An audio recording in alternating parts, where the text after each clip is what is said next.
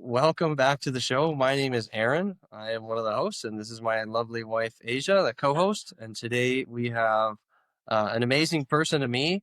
His name is Roger Friesen, and Roger Friesen has spent a lot of time, a good portion of his life, dedicated to the field of sports psychology and those people who are pursuing sports at an extremely high level. Very interesting conversation here with Roger, and welcome, Roger. Thanks for coming on. How are you doing? Thank you. It's my pleasure. Very well. Thank you. So, like I said, you've spent it must be nearly 4 decades. I think I read you started at University of Manitoba in 1992 and came to UFE in 95, I believe. That's So right. that would put you towards, I would say, 4 decades now of sports psych involvement. So I want to start very generally. Maybe some people listening don't understand what sports psychology is or performance psychology. What is that field to you? Like what does that field encompass? What is it all about to you? Well, I mean, we could go into just the definition quite deeply. However, in a very simple way, it's when we talk about performance, performance, of course, encompasses many aspects. There's many dimensions to performance. So, in the old days, uh, when this conversation would come up, most people would refer to performance as the technical and tactical aspects of performing. So, in sport, that would be, if you're a hockey player, then the technical and tactical aspects of being an athlete in hockey, or you as a golf athlete. It was your ability to hit the ball and play the game of golf and manage the game of golf as an athlete would. But then over the years, we came to understand that performance was much more than the technical and the tactical. So people started spending more time looking at their strength and conditioning, and then eventually people also became aware of the fact that mental and emotional also played a huge role in how well we perform. And then with the advances in understanding of psychology, that it was encompassing more than mental health. So we're going beyond mental health issues. We discovered that we could train our mind and we could train our emotional reactions and responses in the same way that we train our technical aspects of performance. And so that's why we use the term performance psychology, because we are looking specifically at somebody in performance mode, and then all the training is intended to help people hold their focus for as long as they need, develop mental toughness, meaning that somebody can become more robust or more resilient under stress or pressure. Because as you well know, high performance sport is loaded with stress and pressure. And so when we understand that our mind and our emotional states play a massive role in how we function under stress or pressure, then of course we also realize that we can train ourselves. It doesn't just come by chance. We can intentionally train our mind and our emotional reactions to be performing at our full potential, regardless of what's going on around us. So in a nutshell, that's what it is. And so then we also discover that this then applies to anybody who's in performance context. So it's not just the domain of sport or an athlete, it's anybody. So a physician or a surgeon in the operating room is also performing. A musician on stage is performing, and they also are under, they face stressors and pressures just like an athlete would. Uh, Anybody who's in education, when you are in front of a class, you are in performance mode. And so how we function in those contexts is essentially the bedrock of performance psychology. Yeah, it sounds to me like, just listening to you explain that maybe there's been a shift from calling it sports psychology to actually referring to it as performance psychology, to include all of those things you mentioned, like business people or high performance, actors or physicians. Like there's anything at elite level, I guess, would be included then in performance psychology. Is that kind of the direction that it's moving? You bet. Well, that direction started a long time ago, so I don't remember exactly when that shift started happening. So probably like 20 years ago. There was a shift away from. I mean, it's still referred to as sports psychology for sure. But more and more, the language of performance psychology crept into the conversations because, as you just mentioned, um, it's not just the domain of sport. And so, just to open the dialogue in a diverse range of contexts, it became more and more common to refer to it as performance psychology. So that shift started happening quite some time ago. Hmm. So, uh, to me, when I think of sports psychology, one of the key like interplays that I think of and being able to get under control or even excel with is this on the one side you have like someone and their logical abilities, and then on the other side you have all of these emotions that get layered in. And when I think of sports psychology, and largely just with my own experience with this, I view it as uh, basically as one's ability to manage those emotions to almost like unlock their ability to think more clearly. When somebody gets just ridden with 10 different emotions constantly that they can't deal with, it often becomes hard to think or do anything, uh, especially in a decision making capacity. In reaction sports, it's a little different where you're not, say, thinking actively. It's more of reaction type stuff. I'm speaking a large part here about golf, where you might have 5 minutes between any sort of sport specific action, such as hitting a golf ball. There's a lot of time in there to think and do. So, what? How do you view that? Like the logical versus emotional piece within sports psychology, and people being able to manage that. So that's all part of the education. So every performance context is unique in many ways. So golf, as you have just described, is very different from any flow sports like hockey or basketball or soccer, where there's not a stop start per se. I mean, yes, there's stoppages in play, but beyond outside of a ref's whistle, the play is continuous. Intermittent sports, like all the racket sports, are intermittent in nature, and so there's a time of action, and then there's a time of not action. So intermittent sports um, have these things in common, and golf is again it's a little unique. And so one of the things that I've worked on for years with many different performers is understanding how to manage themselves throughout the entire competition. So in golf, for example, yes, there are brief moments when you're actually physically hitting a ball, and Mhm. that period of time is very short. And I mean, now that you're asking the question, I've never actually thought of this, but if you play a round of golf, and if you were to calculate just the minutes that were spent in actually hitting a ball, how many minutes would that be? Oh, we lost him.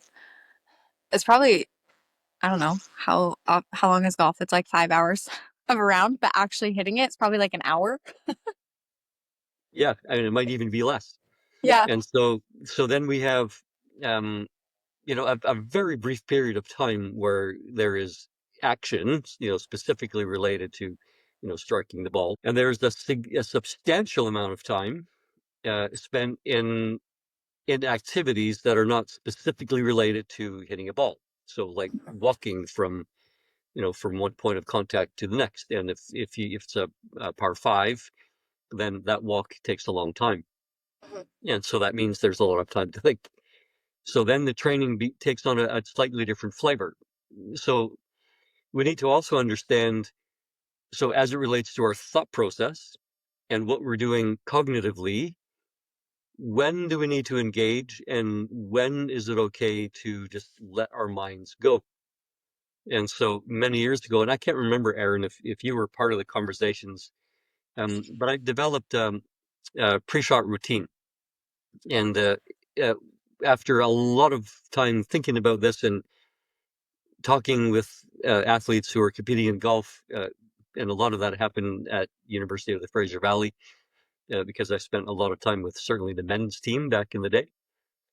But we then started talking about pre-shot routines, and how that conversation evolved was that in my world, the pre-shot routine was not just the moments before we struck a ball. So from the time you chose your club and then you went through your little personal routine before you actually hit the ball.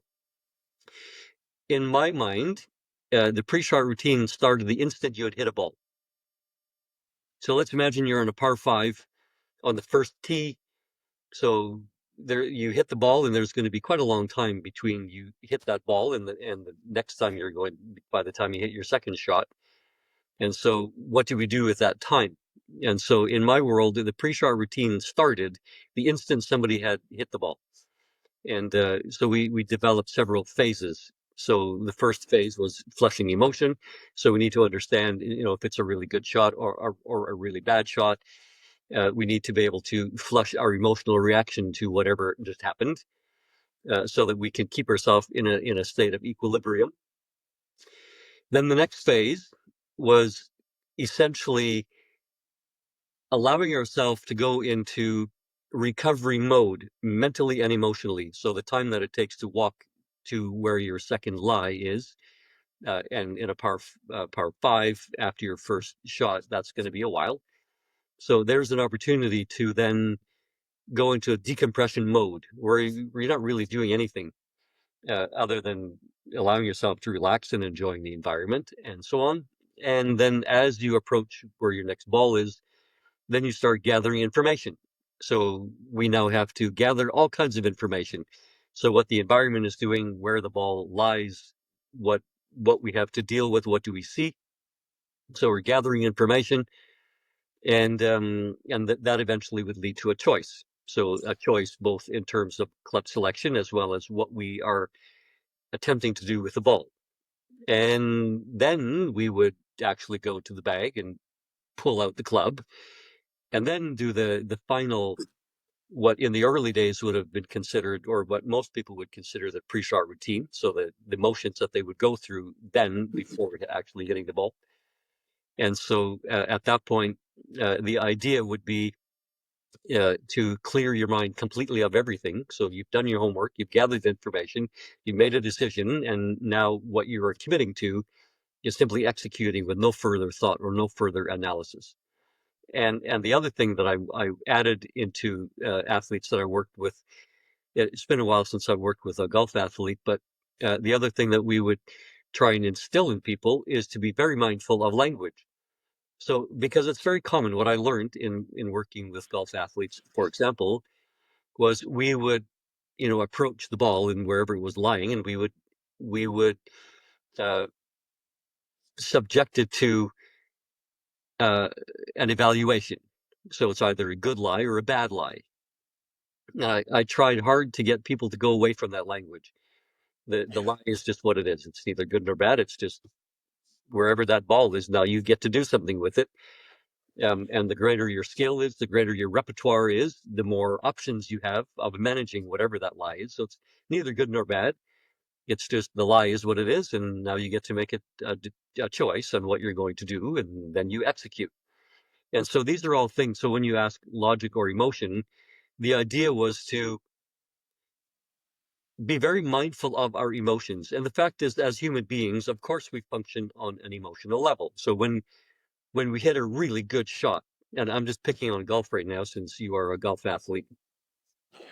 Um, when we hit a really good shot, of course, it feels great. And so we will have all kinds of positive emotions. And but even then, we need to be able to temper that. If we hit a shot that was significantly less than what we had imagined, then of course we might be angry or frustrated. And if we have hit a series of shots that we're not pleased with, then of course anger and frustration builds unless we have tools and unless we have equipped ourselves to manage our emotions in that situation. And so the idea was this is why I say the first stage, after we hit a ball, regardless of what our emotional state is, is to very quickly flesh out those emotions so that we can remain logical, so that we can remain objective. And because, as you well know, as we get angry or frustrated, or even, extremely joyful if things are going very well, it is going to have an impact on our physiology. So especially if the emotions are negative, then we start to tighten up physically. And golf, as you well know, doesn't tolerate muscle tension, No, or it's certainly not excess muscle tension. So it's we need to be interesting. very mindful of, you know, staying soft and on, which is easier to do when we are in a good state. And so therefore the whole business of flushing emotions. So did that answer your question, Aaron? Yeah, yeah. Like I think you brought up a really interesting point, like on golf, that I want to actually take to tennis in a minute. But um, yeah, I agree with you. Like 99 times out of 100, you hear about a pre-shot routine. And this is just again specific to golf, but you could apply it to probably anything. You bet. And you would get to the ball in that case, and then you would start like, okay, now I've been angry for 3 minutes as I'm walking. I got to get rid of that now, which doesn't work, right? Like now you should be, as you mentioned, into like the information gathering stage. You got 50 seconds to hit your ball when you get there. Like you need to use that for that stuff, not trying to not be angry or trying to get yourself down from cloud nine. Yeah. Um, and another thing, which I think is very interesting because I don't think they've actually fully thought of it that way. I've always known that I should use the time that I have while I'm walking to try to get back to an even sort of state of being, Yeah. whether that's like super excited or super down. And I think this applies to a lot of sports. Like you shouldn't be operating at, if I think of a QB, being super, super, super excited and emotional, that's going to lead to probably very poor decision making with the ball or whatever. It's going to lead to mistakes, right? And same with being overly hard on yourself. So it applies, I think, to a lot of other sports and maybe all of them. So it Uh, does apply to everything. And so going back to our earlier point, it applies to every performance. It doesn't matter what the performance context is, it always applies. right. Yeah. So even something like business, it would definitely apply to. Where I think is interesting is in golf, like, it's hard to play when you're angry, but in my own experience, I find it at times almost harder to play when it's going extremely well. And I think of just made me think of this, but I like to watch the major tennis tournaments. They're really awesome to watch, and Yeah. they're great events that they run for their 2 weeks. They're just awesome. There's Yeah. matches all the time, and you get towards the end, they're just phenomenal matches being played. But oftentimes, what I notice is that when somebody is overperforming and they get towards the end of closing something out, and it just becomes extremely hard for them to get over that last bit. Maybe they make two or three double faults serving for the match, whatever it is, they start missing shots that they've been hitting for an hour and a half straight, and they've got this lead. So I don't know if you think or agree with this, but I've noticed across my own time in sports and watching some other sports that it maybe can almost be as difficult when things are going extremely well for somebody above and beyond what maybe they would expect, just as it can be extremely hard having a performance that's far below what you would typically expect. What do you think of that? Yeah. So you're absolutely true. And what happens in those situations? So your first scenario where somebody's been playing very well and now they're getting to the end of the match, for example, in tennis, and suddenly they let it slide away. So the only thing that has happened is the person has their focus has switched from a task focus to an outcome focus. Mm. So, and that sometimes that's a subtle shift, and somebody who hasn't spent time training themselves to be aware of these might not even recognize that shift has happened because it can be very subtle. However, the problem is that at the instant our focus shifts, even partially, even to some degree, to an outcome focus, we already are going down the road of a choke. Because, and again, this can happen consciously or subconsciously or both. Could you, Where, Roger, before you continue, sorry to interrupt, can you explain just what those two things are for maybe somebody's listening, they're like, what is a task focus? What's outcome focus? Could you just explain those two things? yeah, for sure. So when we think of a task, it's specifically what we're doing in any given moment. So for the three of us on this call right now, our task is to be engaged in this conversation, to think through how the conversation is going, to respond, to ask questions, to be very present in this conversation. So that right now is our task. Um, an outcome, when we think of an outcome, it's what's the result of our actions. So in sport, it doesn't matter what. So let's go with tennis because that's where we were heading. So our task in tennis, um, once that match starts, our overarching task is to just be completely focused on that match. But we can become even more specific. Our task from one moment to the next can change. So as the rally, when we're in the middle of a rally, our task is to be quick on our feet, to be agile, to be watching the ball so that we can be in good position, so that we can hit accurately and appropriately and consistently based on our skill level. The instant that rally has ended, we have a different task. Now the task is to recover and to get reset for the next rally. So even within sport, we can become, so with training, we can become very sophisticated in our understanding of task.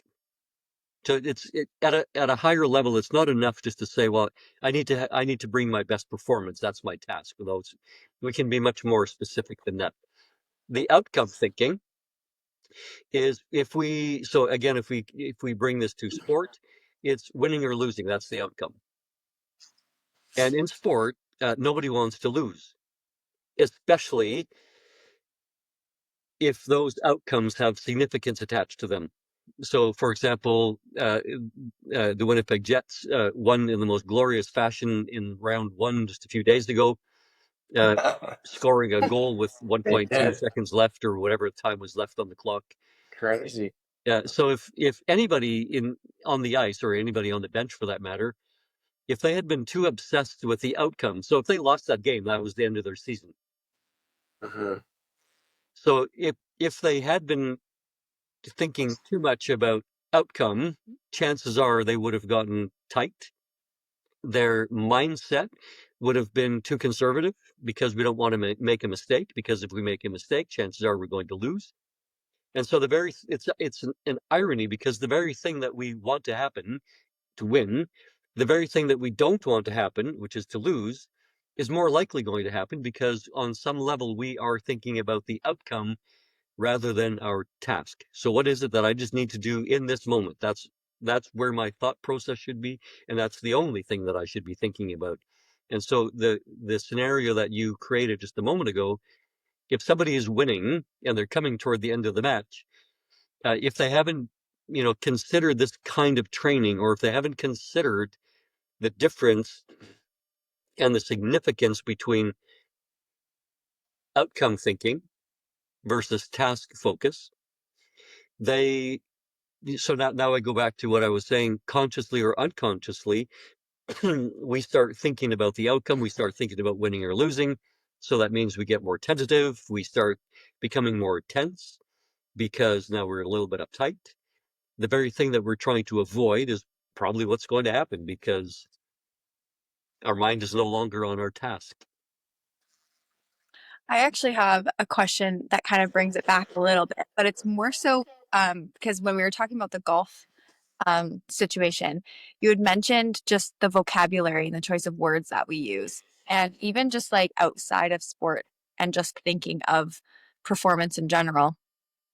If somebody, where would you start someone if you notice they have a tendency to look at things negatively? And like, what is the process of helping people almost rewire their mind to the more neutral state so that they can approach whatever it is that they're doing without all of that pressure that they're putting on themselves? Yeah. So it needs to come, needs to start with education. So if I'm working with somebody, or even if it's just somebody that I spend time with, even just on a casual friendship level, if I hang out with somebody whose self-talk or vocabulary or the language that they use or the words they use is quite negative or self-deprecating or self-disparaging, um, part of it is education. So it has to start with education. Somebody has to understand what that means and why negative self-talk might be detrimental. They would need to know about an alternative. So education will always have to be part of it if somebody, has never, if this information is new to someone. Once the education piece is finished, then the next thing that is required is awareness. So, and again, awareness is a skill. So we have to learn to be aware. We have to learn to be able to tune into what our inner dialogue is. So that in and of itself is a skill. Once we have developed even some level of awareness, chances are we will catch ourselves. So now we can do this for ourselves. So you don't need somebody outside, an external person saying, "Hey, wait a minute, are you aware of your language right now?" Mhm. So if we spend enough time training these sorts of concepts or strategies, then eventually we can check ourselves.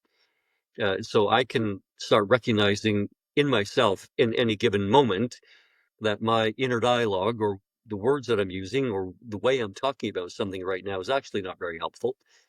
And so once I have developed that degree of awareness, that of course I can change.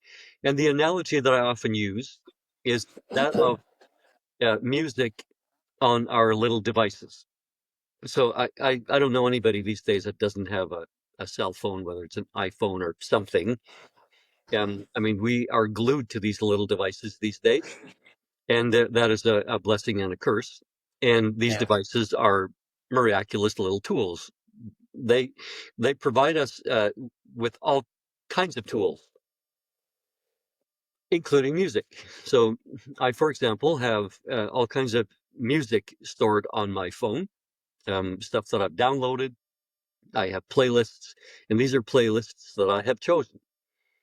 And most people that I know have the same. So we all, at times we'll be walking around with headphones and listening to music or doing whatever we're doing as we go about our day. And so the analogy goes like this. So let's imagine that you were out doing something and you're listening to a soundtrack, and this is a soundtrack that you have downloaded onto your iPhone because you liked it.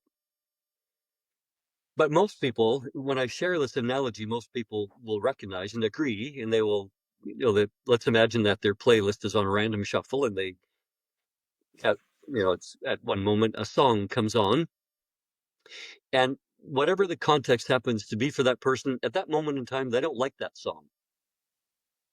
And so, I mean, you probably both have had this experience. And so when that happens, what do?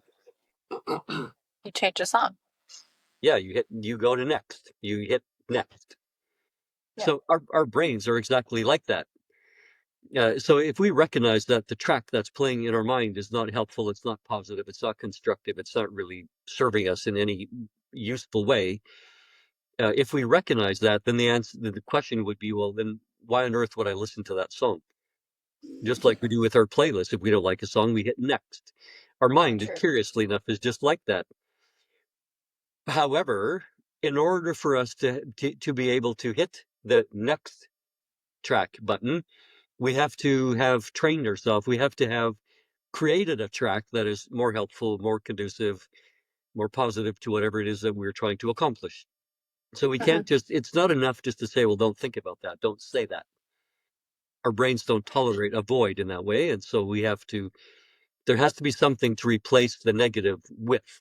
And that means that we have planned ahead. We've actually created a track that we recognize would be more helpful. Okay. So are you like, I mean, I'm wondering if you're like a big on like affirmations type guy. Do you feel like they're beneficial or useful, or what's your thoughts on that? Because that's Yeah. big right now, like the mindset game. Yeah. I don't know how to answer that one. It's kind of a yes or no. I mean, I'm not a big fan of just filling our mind with, positive, fluffy language. Yeah, It's things that not, we don't even really believe about ourselves or whatever. yeah. So it's Yeah. not really useful. I'm not sure that it's all that helpful. So Mhm. affirmations, Um, I mean, they do have a place, but I think my response would be that I want to be realistic, and I want to be truthful to myself, or I want to train others to be truthful with themselves. So if I do something that wasn't great, I'm not necessarily going to just easily let myself off the hook. So if a positive affirmation is intended to just make me feel good when I've actually, done something that wasn't great, uh, I need to take ownership of that. I need to recognize whatever that was, and I need to own it, and I need to change. So in that sense, if I just fill my mind with positive affirmations in that context, then I wouldn't be a fan. I would be a fan of holding myself accountable. But then going back to the example, the pre-shot routine that I explained as it related to golf. I mean, because we're human beings and we function on an emotional level, we're going to be angry and we're going to get frustrated. So that's just us being human beings. And so we can't eliminate those things. But what we can do is we can understand them, we can recognize them. We need to understand what they mean, what they're telling us. And then I need to have the ability to change. I need to switch out of an emotion that is not helping me and get back on track to whatever it is that needs to be. And so, uh, does that mean that I'm going to use positive affirmations? Maybe eventually. I want my language to be positive for sure, but I'm also going to recognize what caused me to make an error or what caused me to do something that I'm not pleased with. And I want to take responsibility and ownership for that because I don't want to repeat that. So I want to hold myself to a high standard. I'm not going to let myself off the hook easily. Um, but I'm also not going to spend a lot of time being angry and frustrated because that's not helping me either. Mm. Yeah, I makes sense. to bring this is an interesting thing, but with to bring it back to golf for a second. Golf is again a very unique sport in this way. Uh, in at the professional level, at least, every player has a caddy, which essentially has become largely about things that you're talking about here. The caddy is not so much relied on anymore. Maybe 20, 30 years ago it was, your job is to come here, give me numbers and yardages and tell me where to hit it and light me a cigarette if I need. Like, but now it's largely about how well can you read that player, and can you guide them emotionally, and it's all these things that you're saying, which I can't think of another sport that, like, while you're doing it, you have somebody there, like, and you speak of accountability. A good caddy would, reframe things so that you are accountable to it, but we can move past it and it's not a problem. And I'm even thinking in business, like maybe business would have something a little closer to that. Like in business, you could say you're a CEO of a company or something, you could have other people from the business company doing things alongside of you as a bit more of a team. But I think of some of the other sports like tennis, they just started to allow coaches, but coaches can't interact in the same way during play that a caddy could, You bet. or definitely not team sports. Like nobody's out there talking about stuff on the ice sheet while they're playing hockey, right? Or football. It would all be in between main stoppages in play, since they're pretty fluid sports. But so I thought that was an interesting thing, just about golf, like having somebody right there who can, be a little bit more of the logical piece to managing all of this stuff while it's going on, like right in the moment. So in essence, yeah, it's now that you mention it, it's a cool evolution, really, because we've always thought of golf as a solitary sport. Full stop. But you're right. So how the dynamic of the caddy has changed, I think, is an interesting observation because in essence they've become a teammate. And Yeah, so this, like even this is the sorry, other go ahead. aspect of performance. So in my world, there are 7 components of performance: technical, tactical, physiological, mental, emotional, and team. And each of these components, have a bearing on how we perform as close as possible to our full potential. And so each of these components need attention and they need training, and we need to be very mindful of what we're doing in each of those 6 components. And team is just like that. And so your example of golf is an interesting one, because golf historically has been seen as a solo sport, but now it has evolved into a place where they actually do have a teammate, i.e. the caddy. And so it's intriguing to me. And also, I still watch a lot of golf because I think it's a fascinating sport. And but it just underlines how important the concept of team is to our performance. If we have a toxic team environment, then our performance is going to suffer, regardless of how good we are, regardless of how much talent a team has. But if the team dynamic is toxic, then nobody's going to be performing at their full potential, or unlikely. And the same holds true in golf now, with the example that you're giving. If that dynamic is positive and constructive, and if those two people have worked hard at creating a functional dynamic, now suddenly you have a teammate who is going to enhance your ability to perform at your potential. If that dynamic is less than optimal, that also is going to have a bearing on your performance. So it just underlines the importance of team. Right. Yeah, yeah, it's a very unique. I have another question for you, Roger. This is more on the communication side with you.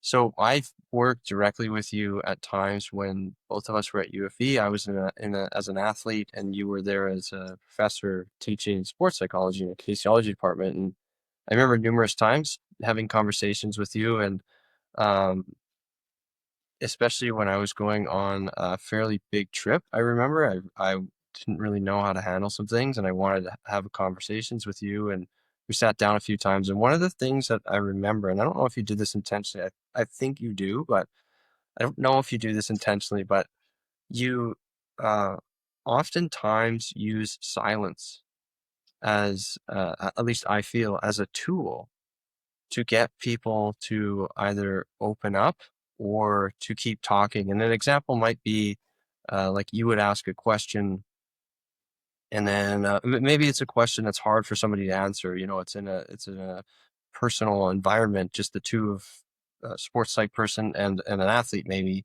and they ask a question, and maybe somebody gives an answer that's not really the truth. It's just try to get maybe away from the topic. And and to get closer to the truth, one of the things that I feel like you did was you would just sort of sit there and let that person think a little longer. And eventually it gets to the point for at least the other person where they're like, going through their head, they're like, I don't think he bought that. And then you end up to get rid of some of the awkwardness, you're like, I'm just going to tell him. And you end up getting to the truth, right? Like to something that we can actually use to discuss and move on and develop a strategy to get past.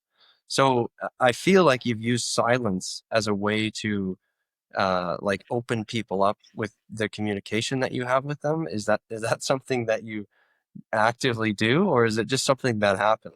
No, it's 100% by design. Yeah, It's fully by design. you're, Because you're here's the thing. These are just funny, quirks within any society. And in North America, I'm just going to refer to North America. People seem to be so uncomfortable with silence. Mhm. It really makes people witchy when there's too much silence.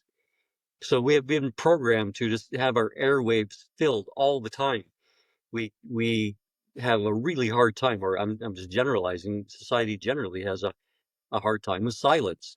Whenever there's a void, we're immediately on our phone. We are immediately occupying ourselves with something, because for some reason we have become programmed to be, really uncomfortable with silence. And that's quite unfortunate, really, because it tends to keep things on a superficial level. So that, it's very common for people to talk about the awkward silence. So when a silence seems to have gone on too long, or we think that somebody should be saying something, and I don't want it to be me because now I'm feeling awkward and I don't know what to say. And so um, when we just remain in silence, there's the possibility, there's the potential, and most people will eventually, they start going a little deeper because we start wondering, why am I uncomfortable? What is this telling me? What's happening right now? And so inevitably, people, whether they want to or not, will start interacting on a somewhat more deeper level, which is precisely the point.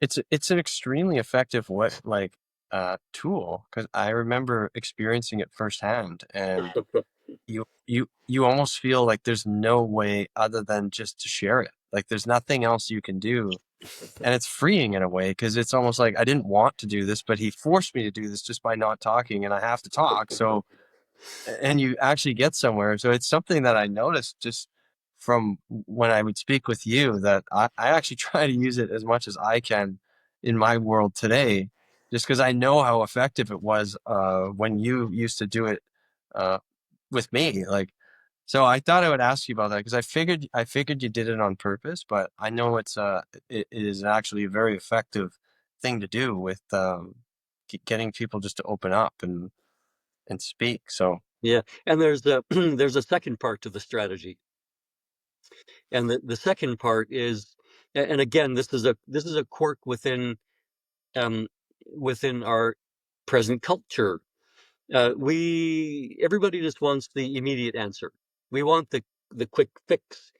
We want we just want to be given the answer, which again, it keeps everything on a superficial level. Because yes, if somebody just tells me what to do and tells me how to manage something, then that's awesome. It feels great because it means that I can avoid, doing the heavy lifting, as the expression goes. But what have I really learned? I've just learned, somebody told me to do this. And so once again, when I think about mental toughness, when I think about, you know, pursuing excellence as a human being, when I think about, developing our own skill sets, my other reason for that was I didn't really want to give people the answer. I didn't want to give you the answer.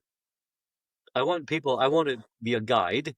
I want to be right there with somebody. I want to struggle through the issue with somebody, with whatever the challenge happens to be. But I always felt that it was a disservice to the person if the answer was just given. And so by having a conversation that also includes silence, as we just said it just a moment ago, it tends to allow the conversation to go a little deeper, for one thing.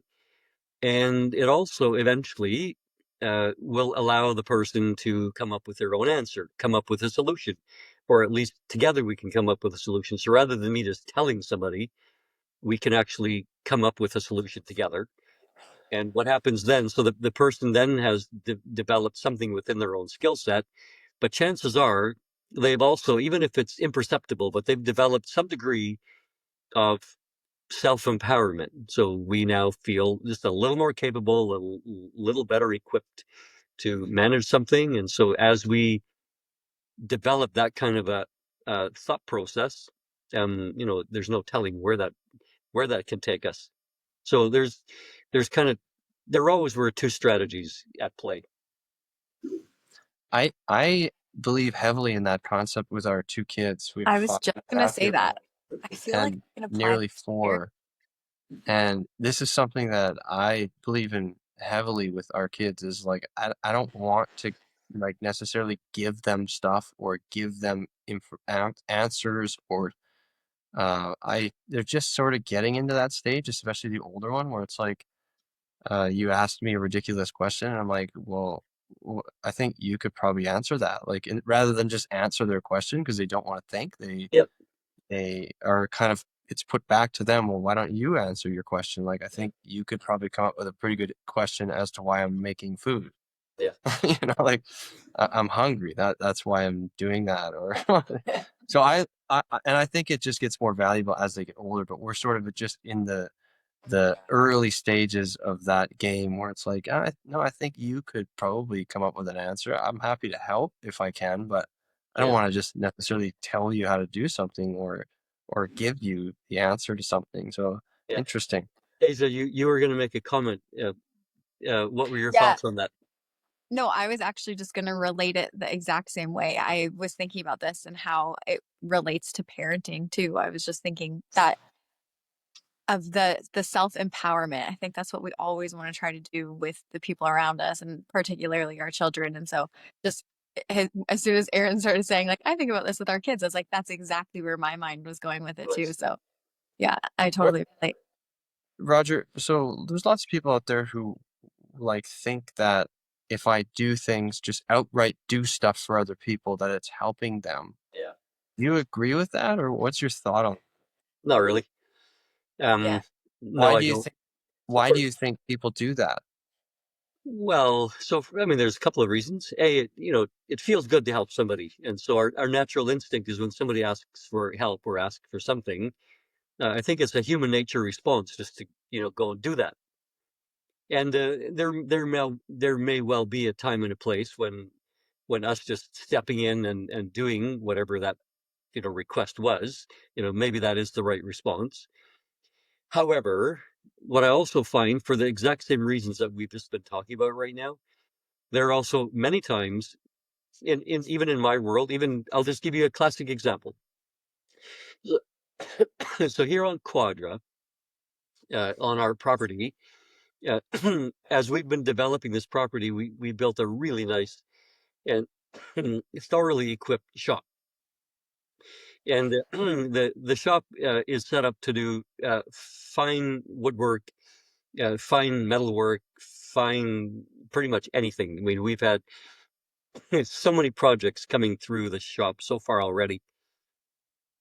So I have friends and family and neighbors, come by on a regular basis to use the shop and to work on projects and on and on. But the classic example happened just recently when a neighbor asked if I, no, it came up with uh, a neighbor. They were doing a massive renovation on their bathroom, and a neighbor was telling me about the fact that, yeah, they're having a hard time getting a cabinet guy, because everybody's so booked up and they didn't know when this would ever happen, and they didn't want to go to IKEA because this was quite a unique um, renovation that they were doing, and so it was a unique piece of furniture that would be required. And so he was feeling quite stuck, and I said, "Well, why don't you make it yourself?" And he said, "Well, yeah, I can, and I don't have a shop. I don't know the first thing about doing anything like this." And I said, "Well, what if I would help you?" And so his mind immediately went that I would just build him a cabinet. But in my mind, I thought, no, that's precisely not what's going to happen. And and so we discussed this a bit farther, and he got quite excited about this because he has spent his entire life in an office environment, um, and just has never had the opportunity to develop the skills that would be required to build a piece of furniture like this, because it's really what it is. It's a vanity cabinet, but it's a very unique piece, which essentially is a unique piece of furniture.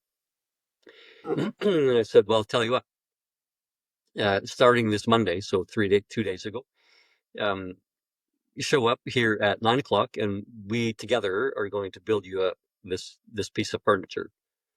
And so when it started, um, I could tell that he was just going to observe and lend a hand when he could, and essentially I was going to build this piece of furniture for them, and he would just watch. But that was not what I had in mind. Uh, and I, very quickly I would show him what to do, and I would provide feedback. But I actually wanted him to build this cabinet, which I'm happy to say he actually has done. And so, early, yeah, I guess it was around 5 o'clock when we called it quits for the day. Uh, the whole piece is now ready to assemble, um, and it's just been fascinating for me to watch. It's a And he probably beautiful thing feels to great watch. about himself. When he left the yard today, he was on cloud nine. Yeah, I He was bet. walking with a swagger. Yeah. Yeah. He's feeling way better than had you just built him one and Yeah. dropped it off at his house. 100%. I mean, yes, he would have been grateful, and it would have been, awesome if I had just delivered this thing to him. Um, and I probably could have done it in 2 days. It would have taken me way less time. But I knew that that was not the point. The point was to hang out with Right. my neighbor, because I actually quite like him. So we were going to hang out, and by the time all was said and done, he would bring this thing home knowing that he had built it. Mhm. Yeah. Yeah. And he's going to love looking at that thing for the rest of his days. Absolutely. He's going to be so proud of it. That's So cool. it's just I it's just have some, a sorry, go ahead. Oh, I was just gonna say, I have a question for you, just based off of obviously you are someone who works with high performers, whether it's, I'm assuming you do more than just like athletes, or is it mainly athletes that you work alongside? I would say the higher percentage of my work has been with athletes for sure. But over the years, it has been with people in the corporate world. I have worked with a musician. I've worked with an opera singer. I've Okay. worked with helicopter pilots, and I've worked with all kinds of people. Um, Okay. but having said that, probably the bigger percentage of the work has been athletes for sure. Has been athletes. Okay. But I'm sure this applies along the spectrum of people that are just high performers. I'm curious if you've noticed maybe it's just personal characteristics of people, or what would you say is like a top like one or two things that you notice similarities among all of the different fields you've worked in of people that just have that more innate, I guess, ability to be a high performer? Like, is there something that you've noticed among people? Yeah, yeah. So that's it's not an easy question to answer, that one. Uh, but if I just am thinking about some of the key characteristics, the first thing that comes to my mind is just a bit of single-mindedness. Hmm. So being quite focused on a particular pursuit. So whether that's being an exceptional helicopter pilot or whether it's being an Olympian in a particular sport, it requires a single-mindedness for sure. So to be a hyper to be to get yourself to a position of the top of your field, whatever that field happens to be, that means that will have been pretty single-minded, focused on that pursuit. So that would be probably the key thing, one of the key things. The other one is discipline. That is the other kind of non-negotiable one, Yeah. because I've also worked with many people who are very gifted. They had all kinds of talent, but they didn't have the discipline to take that talent and to eventually take them to a high level of performance. So discipline, I think, would be second on that list. And then third, again, if I just think about the general characteristics of people across the board in a high performance environment, the other one would be just passionate about what they were doing. Mhm. And by that I mean just somebody who is absolutely thrilled and delighted about what that pursuit is. Because to be single-minded and to engage in the discipline and the dedication to achieve something great, uh, if we don't if we're not really heavily passionate or invested in that pursuit, we probably won't make it. So to become a high performance individual in any field, we have to be very passionate about that pursuit because there's something. Aaron may remember this thing we talked about back in the day, which was the mundanity of excellence, and I refer to these as glamour moments. So let's take the Olympics for example. So when the Olympics roll around, everybody, of course, is glued to their televisions and and watching hours and hours of Olympic events, and they might even be watching events that they have never even heard of or have no familiarity with whatsoever, but because they're on the Olympics and because there's a massive degree of excitement wrapped up in the whole thing, yeah, we get easily absorbed in all kinds of pursuits that we maybe never even have heard of. And then lo and behold, one of these athletes appears. They win a medal and they're on the podium. And next thing you know, the spotlight and the lights and the cameras and the action is on, and this person is being interviewed, and this is what the general public sees. This is what I call glamour moments. So that's what the public sees. These brief, fleeting moments where this athlete has done something exceptional and now ends up being on the podium with a medal draped around their neck and on, and it's all very exciting. But what the general public doesn't see is the lifetime of work that has led to that moment. The lifetime of work that is far away from viewers, from television, from lights.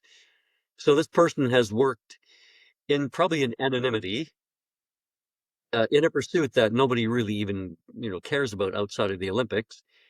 But this person has had enough degree of passion to get them through the mundane moments, which are endless. They has taken them through the mundane moments that have given them a shot at those what we call glamour moments. And so that's what I mean by being passionate about what we do. Because to achieve anything great, well, eventually it is mundane.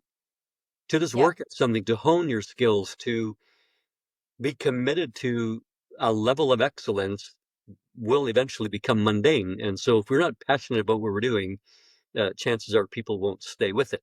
And so Right. I would propose that those are kind of the three key ingredients that would go across the board. Perfect to I me. think Yeah. uh, like these mundane moments and having passion for what you do, I think this applies really, like I believe this in general society, that so many people do jobs that they don't really enjoy. They're just doing it for money.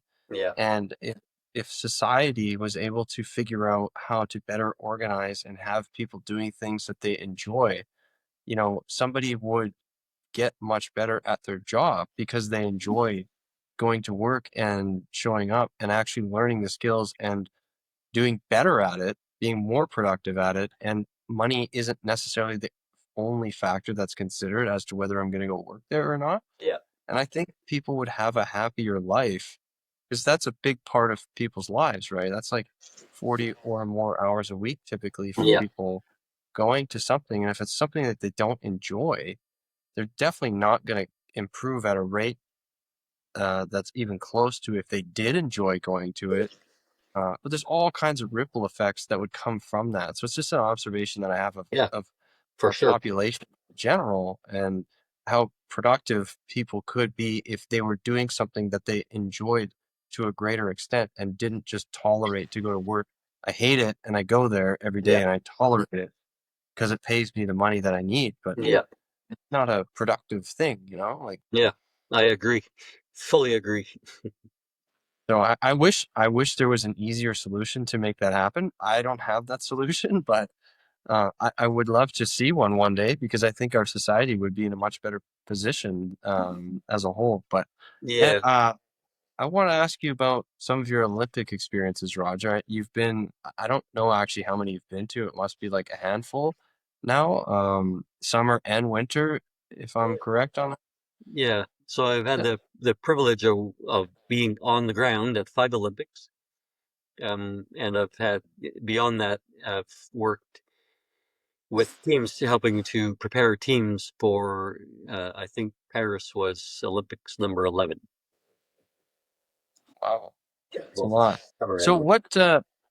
what are the Olympic Games like for someone who's never been there? And what, in your mind, what makes them so special? Like, having been to so many of them now. Well, I suppose different people would answer that question in different ways. Um, but here's my answer. Um, so I was intrigued with uh, our world in general from the time that I was very young. I was fascinated by other cultures, which I just, being a little kid growing up in the prairies in southern Manitoba, I mean, I just found almost any culture extraordinarily exotic. And from the time that I could, read books, which was, I don't know, around 14 years old is when I started devouring books that I would get from the library. I would read about, all these places all over the world, and I would read about the adventurers and the explorers of different cultures. And these were things that just they flooded my imagination just as a kid, and I was just fascinated by what was going on, all these different places in our world, and also as a kid, we still had National Geographic magazines that would come to our house. And one of my highlights, almost more than Christmas as a kid, was when the National Geographic would show up. Because the National Geographic did this most amazing job of bringing these really amazing cultures into my house in southern Manitoba. And so that stayed with me. It stayed with me to this day. And so then as I got older and got involved in sport and actually started traveling myself, which I started doing when I was 17 years old, because now I had the chance to go explore these places for myself. Um, but eventually, through sport and through involvement in different ways in the sport world, I came across the story of Baron Pierre de Coubertin, who was who has been credited with the founder of uh, the modern Olympic Games. So he's was essentially responsible for reviving the Olympic Games in 1896. So the Olympics had been dormant for hundreds of years, I think, as I recall. And then eventually he revived them. And his vision for reviving them was essentially three things. He wanted to promote uh, human capability, so through sport. He wanted to help celebrate cultures around the world. He wanted to help people understand each other using sport as the medium. And he wanted to promote peace on earth, because his idea was that if all these different diverse cultures would come together, they would understand that we're all just human beings essentially wanting the same thing. We want to be loved and respected, and we want to be able to live our lives in meaningful ways. And so his vision was that the Olympics would do this. And so 1896, the Olympics were revived, and that's exactly what happened. And so these were the things that had fascinated me from the time that I was very young. And one of my highlights, my all-time highlight of all the Olympics experiences that I've had, was at the Athens Olympics. So Athens, or Greece, the birthplace of the Olympic Games. So there I was, I think it was in 2004. And this was one of the occasions. So even, the Olympic Games that I have attended, I've never gone to the opening ceremonies for one reason or the other. But in Athens, we were given the opportunity to go to the opening ceremonies, and timing and circumstance was such that I could. And so I jumped at the occasion. And I walked into the opening ceremonies with the athletes. And I will never forget, for as long as I live, it still gives me goosebumps just thinking about it now, because I walked into the stadium in Athens with, I don't know, I can't remember how many people it were, 80,000 spectators. So this thunderous environment, and we're walking in as part of Team Canada, but we're surrounded by people from all over the world. And as often happens, and I'm sure you have seen this, at the opening ceremonies, it's very common for countries to be dressed in something that represents their cultural identity. And so here I was walking in with Team Canada into the opening ceremonies, into the stadium, surrounded by people from all corners of the world. And I at that moment felt precisely what Baron Pierre de Coubertin had intended. That here we were, I was just a person from Canada walking into this context with people from all over the world, all dressed in in their cultural identification. And I will never, for as long as I live, forget that forget that experience. I have goosebumps. Like as you're saying that, I'm like, I can almost feel it, even though I was nowhere near Athens in 2004. Yeah, I can feel it. that it That's so cool. it is really, really special. It's one of the things that I still love about the Olympic Games, because it is the one time that, yes, it can become politicized like everything these days. But if you strip that away, you're still left with people from all parts of the world coming together for this period of time to do things that are very, very special. Hmm. I have I don't want to say a similar experience, but something that's kind of like that. So I went to the university version of this in 2015, That's right, I remember. and I went to the opening ceremonies, and they blew my mind for exactly the same thing you're saying. Walking around on this floor, there's people everywhere, massive stadium in Korea, and you're walking around with like a Canadian, you know, clothing, like you're walking around in branded Canada stuff, and you you notice, you're like, wow, I am from that specific place in this planet, and all these other people are from different places representing their place. Yeah. But I also had another interesting moment. So we had a village that was, it was like locked down. They had built 30-story skyscrapers for this event that they were going to sell to Korean population after, and they were using this area for the village. So I had a security pass, all this stuff. And Asia actually came there, and she was not allowed in. No, She I was was not denied allowed in, entry. not allowed into the place. And so you'd have, Canada and Japan and South Africa or whoever staying in a 30-story foot building or 30-story building. And so obviously there's people everywhere, and it ended up there was this place outside of one of the entrances. There was like this place where people could go and get a beer or whatever. You couldn't get that inside the village, but you could go and get this outside the village. And so oftentimes people would go and meet there. And so the last night that we were there and Asia was staying at like an Airbnb kind of thing near the village, there was, I don't know, there's a lot of people in there, and you had people wearing, you know, jerseys or tracksuits or stuff from all over the planet, Yeah. everywhere.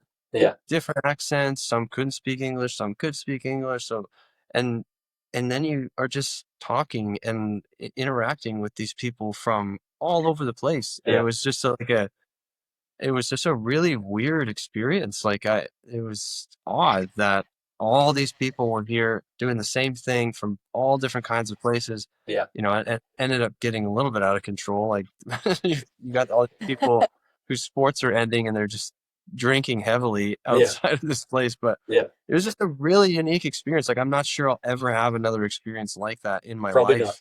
not. No, Well, it's but like I'll always remember it. And I remember going to get like this one special type of liquor that they had there. It's called soju, and myself and this guy from Ireland end up walking down like these alleys in Korea and bringing this stuff back to this bar where there's all kinds of people dancing to like different musics Yeah.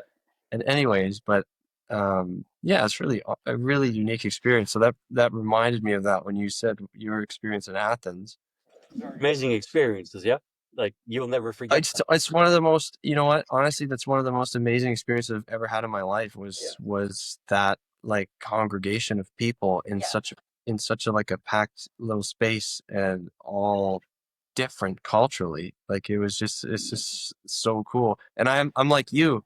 I've thought of ever since the first time I left North America, essentially, I thought, wow, this is really interesting, like they talk a bit different. Maybe it's different English, it's a different type of English, or maybe it's a whole different language. They eat different foods than we do. Maybe they drive different vehicles on the other side of the road, or their landscape is different. And I just found it fascinating, like the whole thing.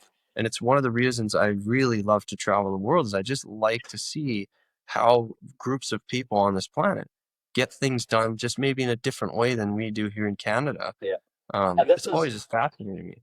so this is precisely why I was so beyond thrilled when I heard that the two of you were taking your boys and doing a world trip. I was so thrilled when I heard this.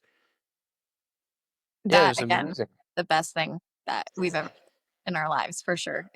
I want to do it again. Like I would do it multiple times because I think every experience is so different. With the kids being different ages, you get to experience things in different ways. Yeah, I will forever look back on that and think that's the coolest thing we've ever.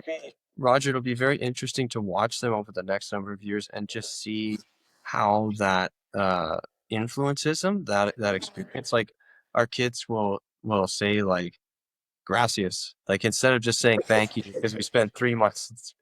Our other son will say kap kun kap because that's what they say in Thailand. Like Yeah. he'll say like they just say like the odd thing here and there, which might seem like really like what did he just say to somebody who's not Yeah. wasn't there as part of the experience. But I'm interested to see maybe when they start to meet kids who are from different places in the Yeah. world and they have an understanding that there are different places in this world, right? It's not just like Canada and everything else is this like fictitious place, right? It's so Yeah. it'll be very interesting to watch as they go forward in life and Yeah, it's a phenomenal experience, and I recommend. I tell everyone that has kids now.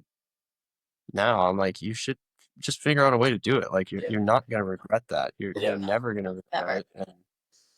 And yeah, we were with our kids every day for 6 months straight, basically, which is a really unique experience in itself, right? Like, who spends 6 straight months every day with their kids doing fun things that going swimming or beaches or whatever. But I mean, what a rich experience for all four of you.